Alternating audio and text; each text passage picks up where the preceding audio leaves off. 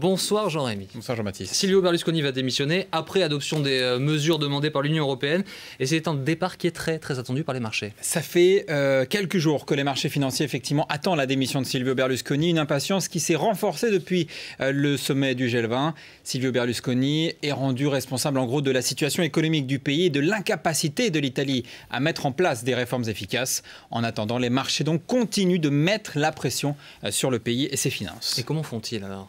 Eh bien, comme pour la Grèce, les marchés font monter les enchères sur les taux auxquels se finance l'Italie. En gros, vous le savez, l'Italie a besoin d'emprunter de l'argent pour faire tourner son économie et rembourser ses dettes. C'est comme tous les pays du monde. Mais pas, évidemment, elle ne peut pas emprunter cet argent à n'importe quel prix. Actuellement, vous le voyez, les taux italiens, ils s'envolent. Ils s'éloignent des taux allemands qui sont tout en bas et qui servent de référence. 1,6%, voilà, on prête de l'argent à 1,6% à l'Allemagne. L'Italie, aujourd'hui, on se rapproche dangereusement des 7%. Et ça, évidemment, c'est très difficile à gérer pour l'Italie. Et en quoi est-ce que c'est dangereux d'ailleurs pour l'Italie ? Eh bien, en gros, ça veut dire que la dette italienne gonfle mécaniquement et peut devenir incontrôlable. C'est le scénario grec, portugais ou encore irlandais. À chaque fois que ce taux il monte, il faut trouver de nouveaux financements, faire plus de rigueur. Et l'Italie doit rembourser 193 milliards d'euros en 2012. Autant dire que le temps presse. Reste à savoir combien de temps il faudra à ces taux pour redescendre et revenir en gros vers l'Espagne, vers 5% ou peut-être vers la France, vers 3%.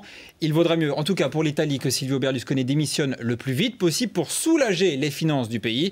Mais ce soir, il l'a dit, l'important c'est de faire le bien du pays. Voilà, c'est donc peut-être bien parti. L'écho en plus ce soir, Jean-Rémy, c'est la Société Générale qui dit qu'elle ne versera pas de dividendes. Effectivement, les actionnaires de la Société Générale vont être déçus car c'est la première fois depuis sa privatisation en 1987 que la SocGen ne versera pas de dividendes. L'objectif de la banque, il n'est pas de brimer les actionnaires, il est de mettre des réserves, de mettre de côté ses bénéfices, de renforcer ses fonds propres, en gros de se recapitaliser sans faire appel à la bourse ni aux aides publiques.